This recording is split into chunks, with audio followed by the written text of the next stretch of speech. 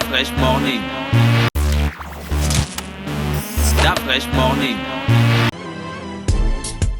Avec Mosley sur les 104.5. Mosley, on parle de politique, c'est ça? Nous parlons de politique et nous revenons, du moins nous parlons de l'actualité en rapport avec le Centre des libéraux réformateurs. Le Centre des libéraux réformateurs? Oui. Le CLR? Oui, le CLR. C'est comment? Tu as des problèmes de prononciation? Non.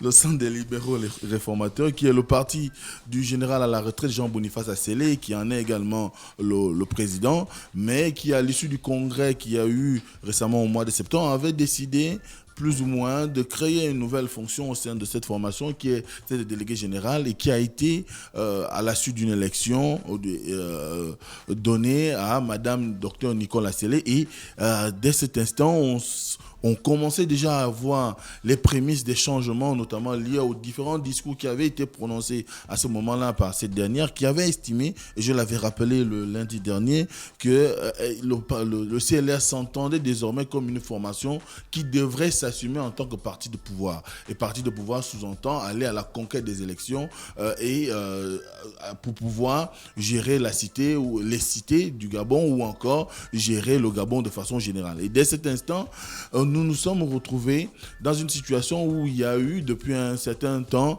un certain nombre d'activités qui ont été menées par évidemment la délégation générale, et cette délégation générale a décidé de la mise en place de nouvelles structures de base, et c'est du moins renouveler les structures de base ou faire des installations de nouveaux responsables des structures de base. Et lundi je disais qu'il y avait le délégué général adjoint qui est Alexandre Tapoyo, qui a fait une sortie au cours de laquelle il a installé le responsable de la délégation de la province de l'Est hier. Cependant, nous avons quand même depuis, on n'avait pas encore l'information, mais il y a eu une note qui a été rédigée et adressée à la camarade délégué général, donc Dr Nicole Asselé, par le président, on va dire le fondateur président Jean-Boniface Asselé, et qui estimait que en objet, évidemment, il fallait qu'il attire l'attention de sa camarade sur la mise à mal de l'unité et l'intégrité du parti. Donc, c'est cette note qu'on va inviter Gina à lire pour nous présenter le cadre et le contexte de cette lettre adressée à la déléguée générale. Oui, j'ai la lettre. Donc, c'est une note à l'attention du camarade délégué général. En objet, c'est mise à mal de l'unité et l'intégrité du parti. C'est la note numéro 0008 CLR CP CAB 2020. Donc la note commence par camarade délégué général. J'ai été amené plusieurs fois à vous adresser des notes en vue de corriger un certain nombre de dysfonctionnements qui altèrent le bon fonctionnement de notre parti. Je constate pour le déplorer la persistance de méthodes de management et de gestion du parti qui mettent à mal l'unité et l'intégrité du parti. Je vous rappelle qu'avec l'appui du président Omar Bongo Ondimba, j'ai consacré plus de 25 ans, toute mon énergie, toutes mes ressources pour conduire tant bien que mal le CLR là où il se trouve aujourd'hui. Par conséquent, je ne tolérerai aucun dérapage susceptible de nuire à l'unité et à l'intégrité de mon parti, le Centre des libéraux réformateurs. Dans l'une des notes datées du 25 janvier 2020, restée sans suite, je vous instruisais de me faire parvenir un certain nombre de documents, en tête desquels les statuts et règlements intérieurs corrigés de ces insuffisances afin de préparer la réunion du conseil politique. De même, à l'usage, il m'est revenu de ce qu'il se manifeste au sommet de notre parti, un bicéphalisme insidieux avec pour conséquence l'exclusion d'une partie des cadres du parti qui ont contribué peu ou pro au rayonnement du CLR, moi y compris. Or, en ce qui me concerne, je demeure le fondateur et le propriétaire du Centre des libéraux réformateurs. Le congrès extraordinaire tenu le 14 septembre 2019 à Libreville n'a jamais consacré un passage de témoin. Il a voulu par contre insuffler une dynamique nouvelle par votre entrée en qualité de délégué général. À ce titre, vous vous étiez engagé avec l'appui des dispositions de l'article 94 14 des statuts a procédé à une permanente consultation dans la conduite des affaires du parti. Ce n'est pas, en l'occurrence, le cas dans la pratique. En ma qualité de garant du respect des statuts et du règlement intérieur, de l'intégrité et de l'unité du parti, conformément aux dispositions de l'article 31 des statuts nouvellement adoptés, je vous instruis de procéder à l'annulation sans délai de procéder à l'annulation sans délai de toutes les décisions de nomination par lesquelles je n'ai pas été consulté et par voie de conséquence, les installations que vous avez organisées le vendredi 21 février 2020 sont nulles et de nul effet. 2. À la suspension des installations des responsables des organes locaux afin d'éviter le type de cérémonie de vendredi dernier sans engouement ni mobilisation et qui n'honore point notre parti. En 3. À la mise dans un délai de 3 jours des projets de statut et de règlement intérieur corrigés dans la perspective de la tenue du conseil politique. J'attache du prix à l'observation scrupuleuse de la présente note.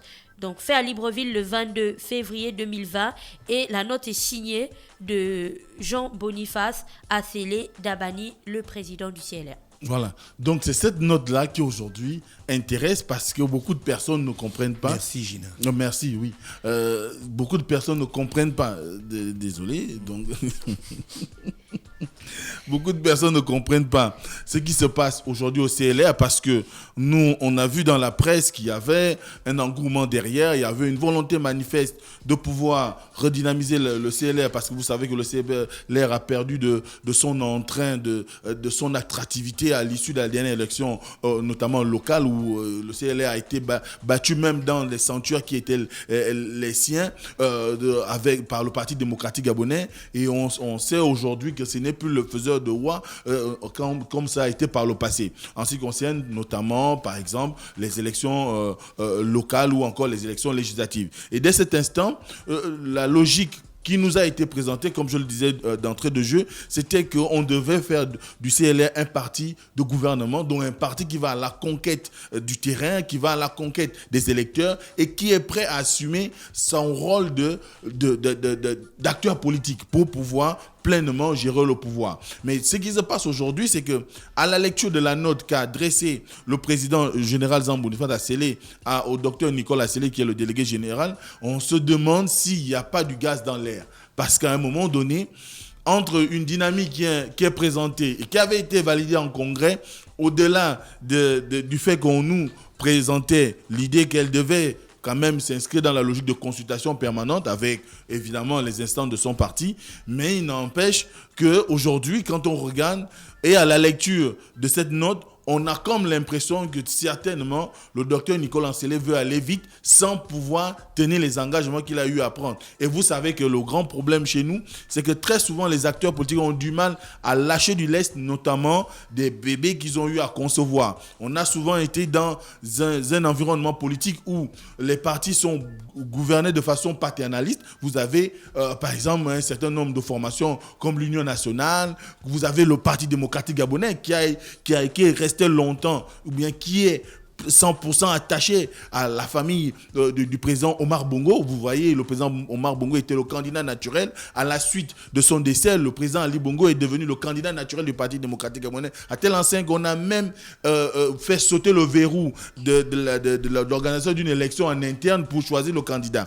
Donc, ce qui concerne le CLR n'est pas différent. On a eu la même chose avec par exemple le Bûcheron. On a eu la même chose avec le parti de Pierre Ngodjo Okawe, où il y a eu des implosions à chaque fois qu'une formation politique a eu un leader charismatique et qui a du mal à passer la main, ou qu'à la suite de sa mort, on en vienne à assister à des guerres de leadership entre les héritiers. Et dès cet instant, le CLR aujourd'hui pourrait faire face à la situation qu'a connue par exemple en France le Front National, qui est devenu aujourd'hui le Rassemblement National, avec Marine Le Pen et son père. C'est certainement ce qui pourrait arriver au CLR au niveau du Gabon, parce qu'on ne voit pas trop comment le docteur Nicolas Assélé, qui envisage certainement un certain nombre de réformes, qui envisage certainement de faire entrer de nouvelles personnalités qu'elle estime être en mesure de l'aider à travailler, à booster l'action politique du CLR au sein de l'appareil de gouvernance de cette formation politique,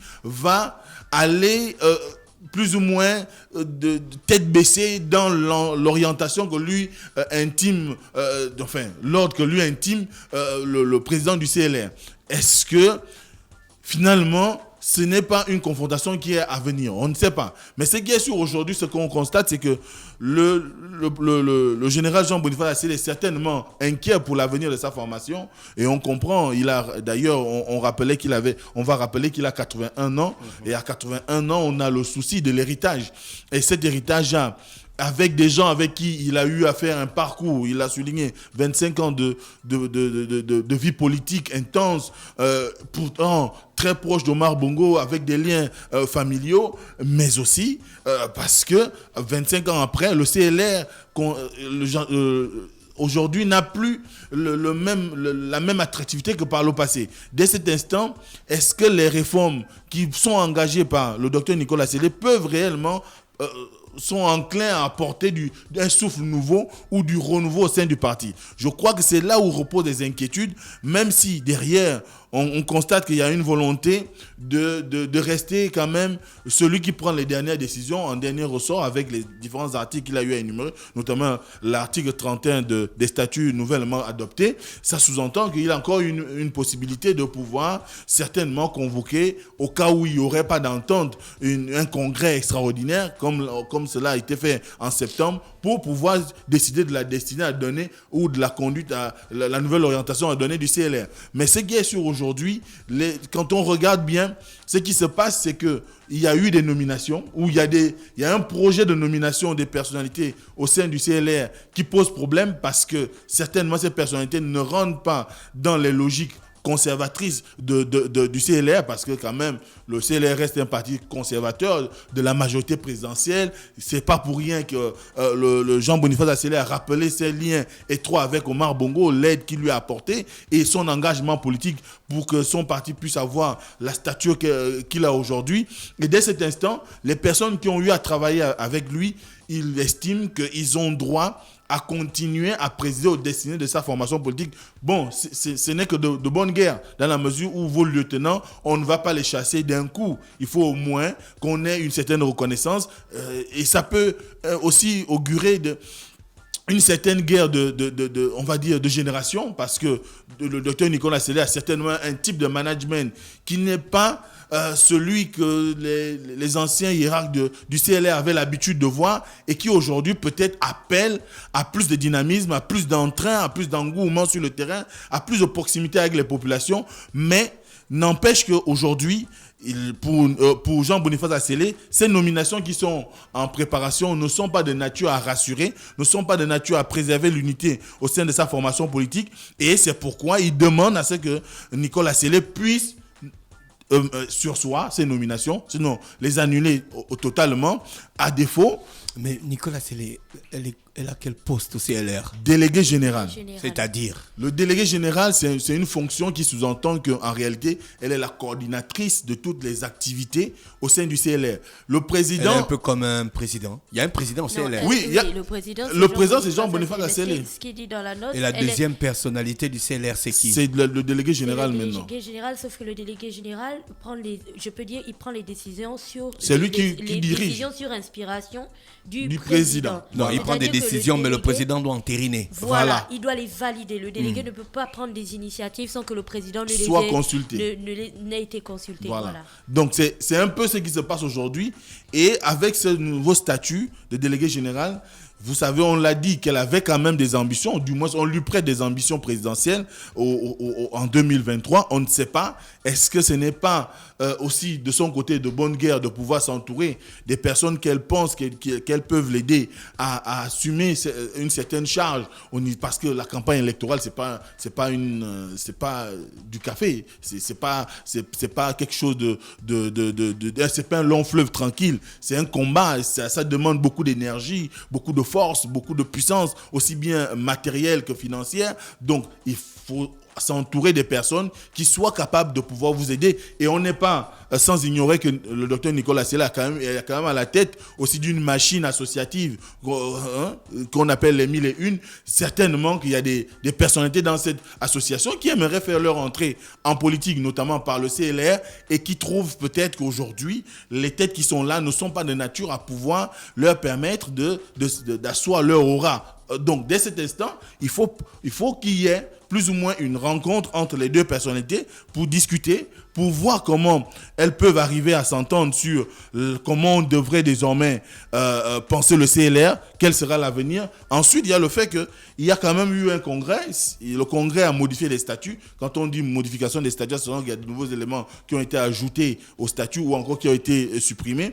Les statuts ont été adoptés, sauf qu'il y a le règlement intérieur également. Et vous savez que c'est dans le règlement intérieur que se trouve la plupart du temps dans les associations l'organigramme. Certainement qu'aujourd'hui, il y a des difficultés pour pouvoir faire en sorte qu'il y ait une concordance de vue en ce qui concerne ce règlement intérieur. Maintenant, de la lecture, on peut s'attendre à ce que certainement, soit il y ait une entente ou qu'on aille à l'affrontement, et cet affrontement peut arriver soit à la victoire de Jean-Boniface Asselé ou encore à la victoire du docteur Nicolas Sélé. Bon, il faut déjà savoir que au moment où il y a eu le congrès, beaucoup de personnes ne s'y attendaient pas, dans la mesure où on se rappellera de l'épisode avec la radio où le docteur Nicolas Sélé était allé avec toute sa famille, du moins ses frères et sœurs, pour demander à ce qu'il y ait fermeture de la radio, et que ça n'avait pas plu au général à la retraite, et lui également a eu de son côté à s'exprimer. Est-ce qu'on peut avoir ce genre de situation où,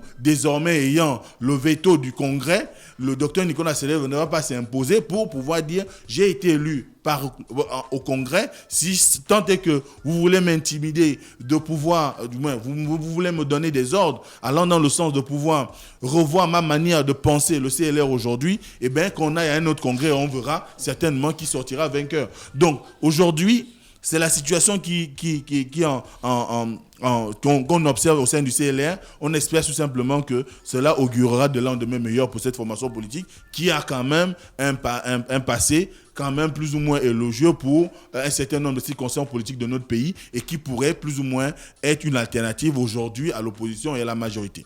Est-ce qu'au-delà de donner un nouveau souffle au CLR, tu penses que le docteur Nicolas Sélé aurait des intentions de faire sauter son boss à la tête de la présidence? Mais c'est ce que je disais, qu'on pourrait vivre le scénario Jean-Marie Le Pen, Marine Le Pen. Non, Marine Le Pen, elle voulait bien faire dégager son père. Ben, qu'est-ce qu'il n'avait pas... Mais le docteur Nicolas Sélé, on a l'impression qu'elle veut revigorer le parti. Mais ce que les gens oublient souvent, c'est que pour commencer à faire des changements, il faut déjà commencer à affaiblir le président au sein de la formation. Donc, affaiblir le président sous-entend que les hommes de main du président, on les écarte petit à petit. Et c'est ce que Marine Le Pen a fait en France pour occuper le siège de président ou de premier responsable du Front National. Et le docteur Nicolas Sélé, si, évidemment, le général Jean-Boniface Asselé fait la note pour parler des nominations qui sont en cours, et qu'il aurait eu vent que même lui-même serait en danger de sortie du directoire, ça sous-entend que quelque part, il y a quand même quelque chose qui se prépare du côté de la déléguée générale, certainement qu'elle a envie de l'envoyer à la retraite. Et c'est vrai qu'aujourd'hui, le grand problème, comme je le disais tout à l'heure, qu'on reproche à un certain nombre de leaders au niveau de notre pays, c'est qu'ils ne savent pas passer la main facilement. Et d'ailleurs, lui-même il le rappelle que ce n'était pas un passage de flambeau, mais c'est une erreur parce qu'aujourd'hui, les enjeux politiques du moment ne sont plus peut-être dans la représentation que le général Jean-Boniface Asselé fait du monde, mais et que le docteur Nicolas Sélé, qui a autour d'elle quand même une nouvelle élite, une nouvelle